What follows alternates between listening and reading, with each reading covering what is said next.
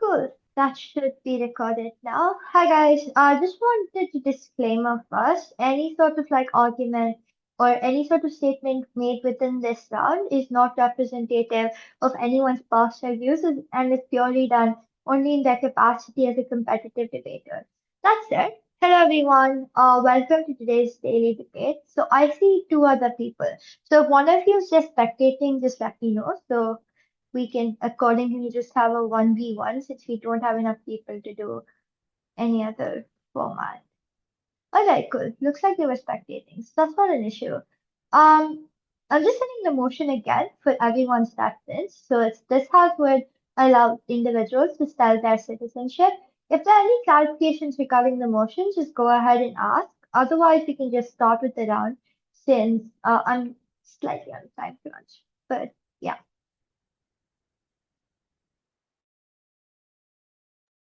Alright, I'm gonna assume that there's no clarifications to be made here. But with that said, Pranad, you wanted to go up, right? Yeah. Cool. Give me a second. I'll just put in.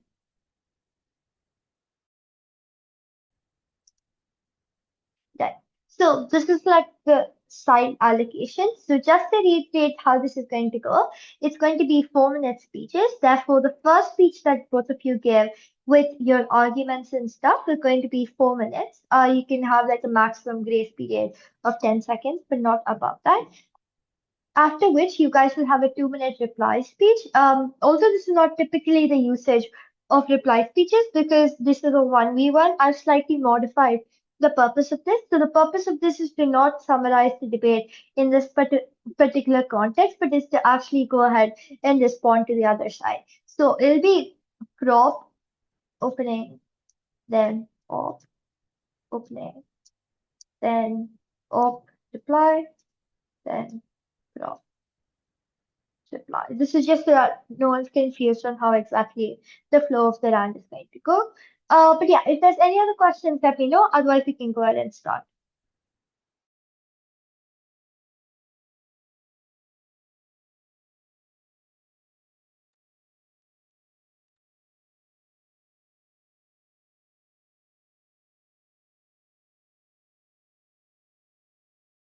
When would we be starting? Whenever prop is ready. I think that's Jake. Apologies if I'm pronouncing your name wrong. No, it's right. Yep, cool. Whenever you're ready to start, you're for the motion, so you can go ahead and start at any point of time. Just give me a backward count so I can time you accordingly. Yeah, okay.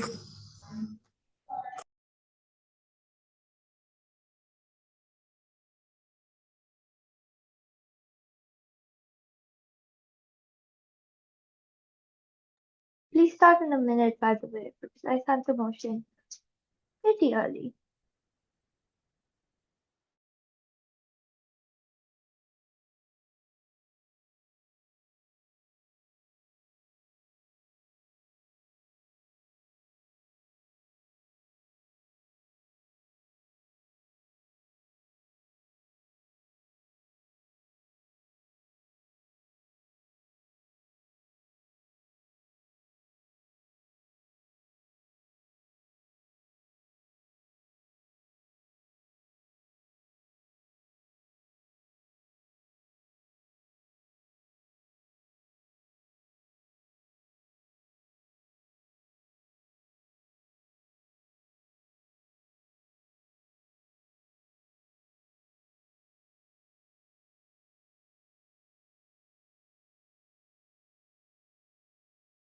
Yeah, I'm ready. Yep, you can start. Okay.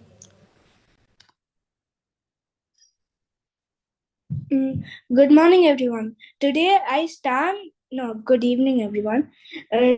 Today, I stand proudly in support of the motion. This House would allow individuals to sell their citizenship. Before I move into our main arguments, let me first explain what we mean by this motion and why it works in our favor. When we say self-citizenship, we don't mean it becomes a black market product. We mean a legal and regulated process where an individual voluntarily gives up their citizenship in exchange for something of value. This could be money, property, or rights from another person, government, or company. This is about freedom of choice. If someone no longer feels connected to their country or wants to move on for personal, political, or financial reasons, they should have the right to sell their citizenship, just like they can sell a house, a business, or any asset they own. Citizenship is not just a label; it's a legal status, and people should have the freedom to leave or transfer it with consent. Now, let me present our three key arguments in favor of this motion. First, this motion gives people freedom of choice. Everyone should have the right to decide what country they want to belong to. Some people live in countries where they feel unsafe, unheard, or completely disconnected due to politics, war, or lack of opportunity. Selling citizenships offer a chance to leave and rebuild their life somewhere else with the support they gain from the transaction. It puts power in the hands of individuals, letting them decide what they want to be a part of and what they no longer want to be tied to. Second, selling citizenship creates economic opportunities for many people, especially in poorer countries. Citizenships in their country might be valuable to someone else if they can legally sell it. They can use the money to escape poverty, move somewhere better, or even invest in a new life. It opens up new paths for economic freedom. It also helps migration become less about luck and more about choice, making movement between nations more open and flexible. Third, and very important, this brings fairness to a system that already exists, but only for the rich. Today, many wealthy people can buy citizenship through gold and visa programs by investing large amounts of money. Meanwhile, regular people don't even get a say in what happens to their own status. This motion evens the playing field. Instead of shady deals or government only power, individuals get to control too. And because it's legal and regulated, it's safer and more transparent. Now let me explain our burden in this debate. Our job is to prove that allowing individuals to sell their citizenship brings more benefits than harms. We are showing that this motion increases freedom, fairness, and opportunity while making an existing system more transparent and equal. The opposition will likely act as if we are selling our soul or our national identity, but they have to prove that people should be trapped by their place of birth forever, even if they no longer want to be. That's a difficult and unfair position to hold. Let's now look at a few prebuttals. What we expect the opposition to say, why those arguments fail. They might say citizenship is not a product, but we argue citizenship is already treated like a product by governments. Countries sell passports to rich investors all the time. If that's acceptable, then individuals should have. Yeah, your should have time is up. Can I conclude? Yeah, go ahead. Just finish the sentence. Yeah. To conclude, we believe this motion supports freedom of movement, fairness, and economic justice. It allows the individuals to take control of their legal identity and make decisions that suit their future. It fixes an unfair system, helps people improve their lives, and does so in a clear, legal, and equal way. Thank you. Alright, thank you so much, Rob, for that fine speech. Just to clarify, anything said after 4:10, that is 4 minutes 10 seconds, I haven't figured it out. But yeah, nevertheless, thank you so much for the wonderful speech. Up whenever you're ready. Yeah, okay. I just had a question that would that be possible in the rebuttal speeches if the speeches are 2.5 minutes instead of 2 minutes? 2.5, so 2 minutes 30 seconds. Yeah, Yeah, sure. Why not? yep, okay, works. I'm audible, right? Yes, hello? Yep, you are. Yeah, I'll start on my self count of three, two, one. Ma'am, the idea of selling our own citizenship sounds like modern and progressive on paper, but the more you think about it, the more messed up it actually is. Because what we are talking about is turning our own identity, our legal rights, our protections, and our sense of belonging into something which we can sell. Ma'am, citizenship is not like selling your old phone on OLX. It is not a product, it's a relationship, a commitment, and the moment we turn it into a transaction, we open a Pandora's box of problems that proposition hasn't even bothered to think about. Let's start with the basic thing. What happens to the person who says their citizenship? Where do they go? What documents do they carry? What passports do they show at airport? The UN's Article 15 of the UDHR literally says everyone has the right to a nationality and no one should be arbitrarily deprived of it. But if someone is selling theirs voluntarily or not, and ends up in stateless, then that's a clear violation. And now let's address the voluntary part. The proposition will come and tell you that this is all about freedom and choice, but choice doesn't exist in a vacuum. If a poor farmer in a crisis hit country based is forced to force their citizenship just to survive, that's not freedom, that's economic pressure disguised as choice. That's coercion without a gun.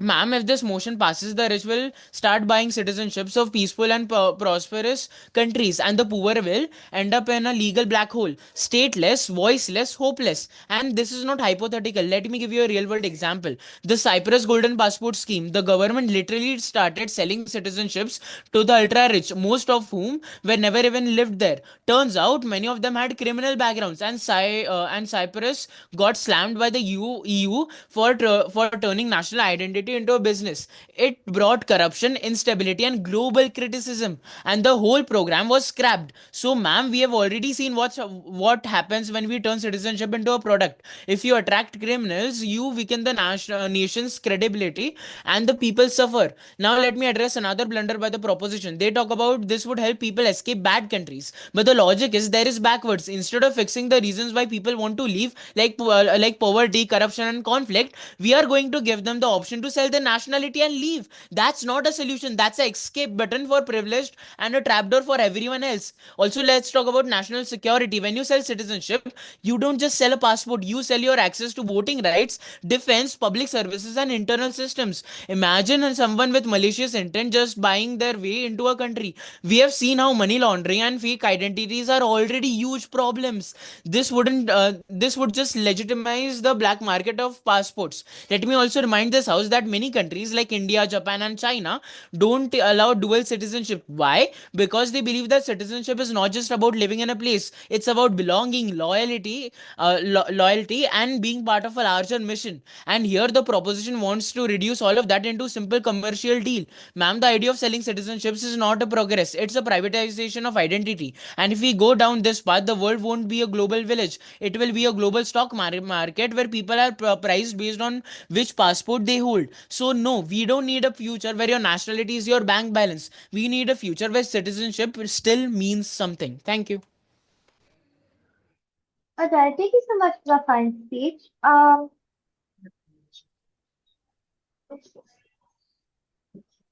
Short reply, are you ready? Because I know Op just finished right now, so I'm guessing Op reply is ready. The reply speeches are just reputation speeches. Are you ready? Can I have like 2 minutes for like the rebuttal speech? Oh, no, sure. We'll just take like a 2 minute speech right Yeah, okay, thanks.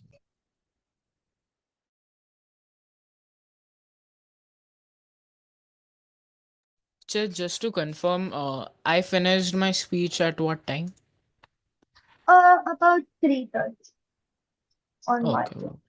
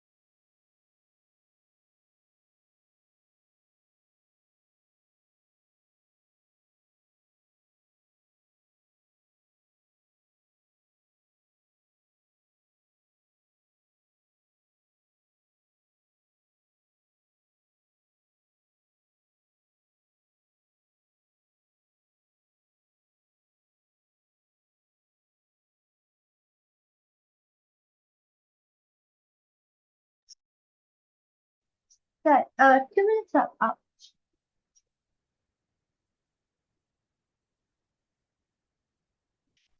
Either one Yeah. of you ready? Yep, cool. You can go ahead first then.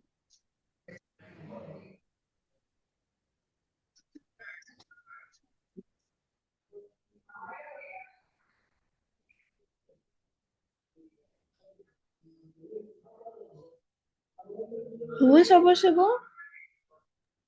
Pranav, if you're ready, you can go. Otherwise, you can just go ahead. Yeah, I'm ready though. I mean, depends upon you who you want to send first. Yeah, you can go ahead and do it first. Yeah, okay. Am I audible? Yes. Yep. Yeah.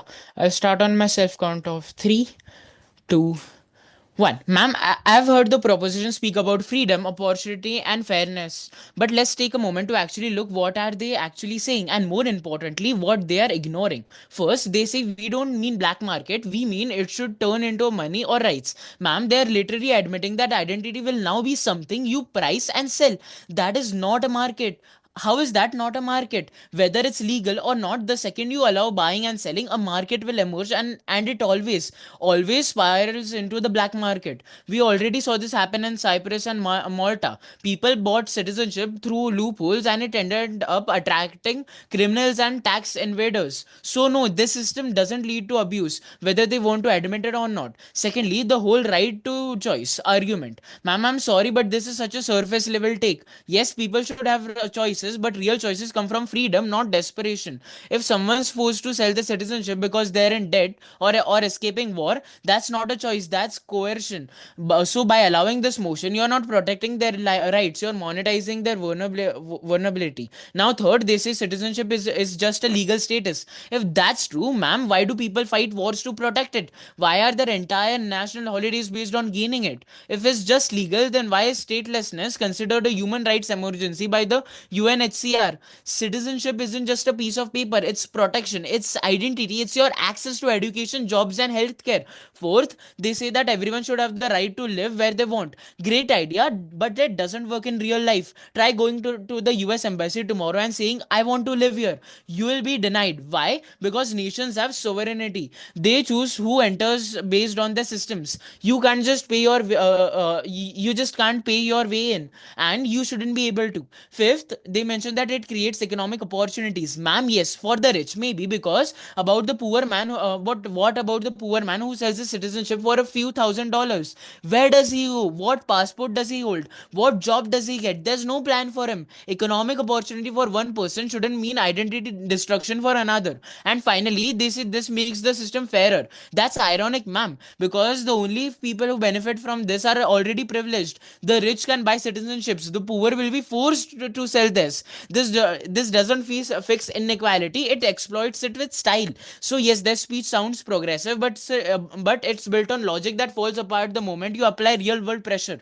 And when you look at the facts, the law, and the consequences, this motion doesn't bring fairness or freedom. It brings chaos, injustice, and very expensive identity crisis. Thank you. Time.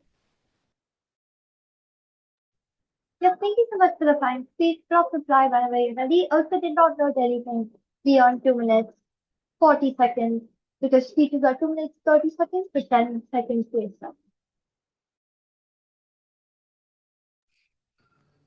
Okay, can I go now? Yep. Now let me respond directly to the points made by the opposition. I'll show you why they don't hold up and why our side is still winning this debate.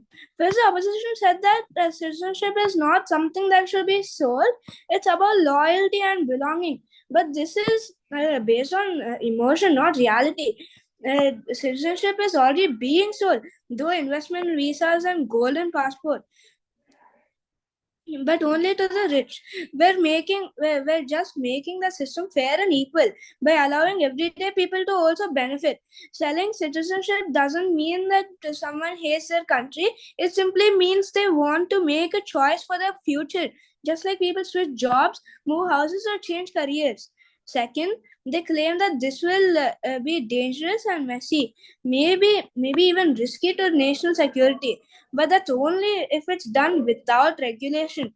Our side clearly said that this would be a legal controlled process. The government will still manage who enters and exits. In fact, by bringing this into the open, we remove shady black market deals and make the system more transparent and safe. Third, the opposition said only rich people will benefit. That's completely false. In fact, our policy empowers poorer individuals, especially those stuck in unsafe or limited environments, to use their citizenship as an asset to get something better. It gives them freedom, hope, and real opportunity, something the current system denies them. In conclusion, the opposition is stuck in the idea that citizenship is fixed forever, but the world is changing. People are global, movement is real, and this motion gives power back to individuals. For freedom, fairness, and opportunity, we stand by this motion. Thank you.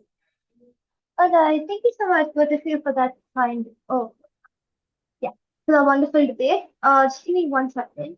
I'm not going to give you guys a verdict since it was literally a 1 versus 1 and we could not have enough engagement holistically. So therefore, I'm just going to focus on feedback. In case the meeting ends within 10 minutes, I think I should be able to give all feedback within 10 minutes. But in case we don't have time for things like question and answers, then feel free to just text me on WhatsApp. My account is the one that sent the link anyway, so you can just backtrack that. I'm going to start with Rob's first speech. So I think the way you model this is just to go ahead and say this is a legal and regulated process, but I'd like more explanation on how exactly this is going to be regulated. This is simply called a model in parliamentary, wherein you go ahead and talk about the step by step and how exactly this is going to manifest. Only thing you told me here was to go ahead and say it's a legal and regulated process, but maybe you could go ahead and explain how exactly this is going to work, etc. Right? Theoretically, you have all of the, how to say this, social, economic, and political capital to be able to somewhat flesh out how this is going to happen, even if some parts can be contested, not all parts can. It's a concept called FIAT, FIAT. You can read upon that. I'm pretty sure it's probably there in the debate 101 course, but otherwise we will have courses on that, so don't worry about it. On your argument in freedom of choice, I think the prerequisite to this is to just talk about who exactly is going to go ahead and do this, who exactly is the one who exactly are the people who are going to be going ahead and like selling your citizenship in the first place. I would posit that one, these are people who are extremely vulnerable. And I think you talk about this in the second argument. But then two, it can also be people who are actively being harmed by that citizenship insofar as the social contract is violated. So I think there are ways to prove why things like military conscription, etc., can be a reason as to why you go ahead and sell your passport or like your citizenship, even if it's not something that directly violates the social contract. I think more analysis would I think a better argument to make here, rather than saying both freedom of choice and sadness, because both of these are extremely principled, is to go ahead and say why countries now have the incentive to go ahead and improve things like the governance or like the public facilities, because one, they want other people coming in to their country because that means paying more like tax revenue, etc., that they profit out of. But then secondly, they want to go ahead and retain their own citizens because at the point at which you have things like statistics saying this country has lost this many people, that inherently damages the amount of soft power, the amount of like your government capacity, etc., which is inherently bad for like the nation in of itself. So therefore, nations have the unique incentive to go ahead and improve things like the government. They've always had the capacity, they've just never had the incentive. On your second argument on econ, I think that's fine. I think we should probably just go ahead and say the state is a coercive being. So therefore, by you having the ability to go ahead and get that sort of economic opportunity, considering you've probably been paid by the state, which is why you're in such a state in the first place, you need that sort of economic opportunity. The third thing on fairness, I think this argument was an issue for me because you had to go ahead and prove why like the demand exceeds the supply, and therefore like why prices are going to be far lower than what it is for things like visas. I think that was like contingent. That was like the analysis contingent for this argument. Your pre-buttons are like pretty much cut off, so I'm not going to talk about them to the same extent. On off, once again, same feedback on like proof who's going to buy it. So I think your major claim here was to go ahead and say that, rich people are most likely to go out and buy this. I think you needed to talk about what the incentives and the capacity is. Because the only thing I heard was that, oh, they want to go ahead and evade things like taxes, etc. I think it's like the claim of like criminals is just probably factually untrue since there is regulation. So you do have to go ahead and take perspective. But even if you're going to go ahead and say that like vast majority of people who go ahead and buy this are going to be rich people, I think you need to talk about why that's harmful, right? Because at the point in which rich people are buying this, we posit that considering these poor people are probably so desperate that they need that sort of economic mobility, which is why they opt into this, which is why they go ahead and sell their citizenship in the first place. That's probably still a net good because they get some amount of income. So sure, even if richer people go ahead and do things like, avoid paying taxes or go to a country with lesser taxes. As a whole, both of these countries are generally like developing countries by virtue of developed countries just having like a higher cost of living. So even if you go ahead and say that, they're already prone to things like crony capitalism. So what changes there? So then two, I think even if like you take the most reasonable case, insofar as you're able to get some amount of economic benefit for these countries, that's probably an unfair. So you probably anticipate like a lendability argument because a lot of it just seem like a certain because like the entire thing on criminals is just like not viable inherently. It's very non-intuitive and just wasn't explained enough. Uh, like yeah, I know I said this multiple times, but like in Pali we just don't refer to the UN like charters and stuff just by virtue of it not being like an actual legal body. So yeah, that's just nitpicking at this point of time. But yeah, it's fine. On topic line, I'm going to be really quick because we have 4 minutes left. One, I think your entire case, the first argument that you gave me, sorry, the first left that you gave me here was that there's always a way to go ahead and like make the market spiral. But I think at the point in which you have some amount of regulation, this is probably factually untrue. And I think relying on one example to go ahead and prove this is also a quibble because insofar as that was one isolated example, but when these are all the countries in the world or like all the reasonable countries in the world going ahead and doing this, I think it's going to be far harder for you to go ahead and get that sort of report. But secondly, it's also just like these smaller countries that have more corruption are going to be corrupt on either side. So how should I to prove the delta for change? Your second response then was just that this is coercive. I think that's fine. Yeah, I don't have too much to say that. The second last thing was on the right to live and how that's just like a violation of your sovereignty, etc. And that's why states don't have the incentive to go out and do that. I think by virtue of prop having fiat, that is you cannot contest that implementation of this is not going to happen. I think this response just goes out because by virtue of the motion, you implicitly assume that prop can go ahead and allows individuals to sell their citizenship. So this is too much of a squirrel to be something that I can intuitively buy. On the last thing, that's fine. The like how identity destruction, etc. I think there's more practical benefits that you can run on off, but we don't have enough time to cover that. So then I think for today, that was fine. Let's talk about why identity is just incredibly important to a nation and to an individual and why that's damning. I think there's also a case to be made on how if these are the poorer people who are going to go out and forego their rights, they're probably going to be far worse on their side of the house. But also I just think regulation was like the countermodel, so just talk about that for a bit because that was also emphasizing prop reply. I understand you didn't have listen to prop reply by virtue of that coming after your speech, but you should listen to their first speech and taking down that content. So I think prop okay, I think they left, but since it's on recording, that's fine. One, I think the first thing that they tell me is on loyalty and how this already exists. But the second thing that they tell me is there is regulation. I don't think there's a major problem with either of these. I just think that they were severely lacking in analysis. I think this was sort of like true for both sides within this round. But overall, that was a pretty fun debate. Good job to both of you guys. If there's any questions from all participants. No. Yes, thank you. All right, good. I will stop recording.